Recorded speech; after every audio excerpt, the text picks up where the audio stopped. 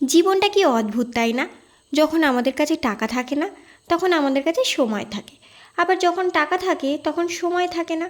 কিন্তু যখন টাকা আর সময় দুটো একসাথেই থাকে তখন শখের বয়সটা আর থাকে না। তাই অল্প টাকা থাকতেই নিজের শখগুলো পূরণ করা ভালো। বেশি টাকা থাকার সময় শখগুলো পূরণ করার বয়স বা ইচ্ছা কোনোটাই আর থাকবে না। আজ সকালেও বেশ অনেকগুলো শিউলি ফুল পেয়েছিলাম। ফুলগুলো দেখলেই মনে হয় মা দুর্গা এলো বলে। এই যে আমার শাশুড়ি মায়ের প্রিয় একটি ফল।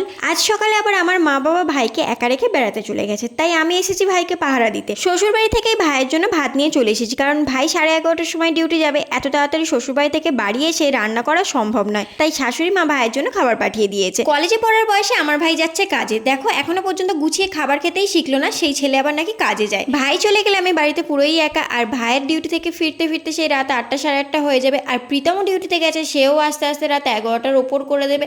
ততক্ষণ আমি বাড়িতে পুরোই একা। আর এখন দেখো বৃষ্টি পড়ছে। এর আগেও আমি বাড়িতে অনেকবারই একা থেকেছি, একা থাকার অভ্যেস আমার রয়েছে। মাঝে মাঝে একা থাকতে বেশ ভালোই লাগে। অনেকেই আছে একাকিত্বতে বোরিং হয়, কিন্তু আমি আবার একাকিত্বটাকে এনজয় করি। টাটা।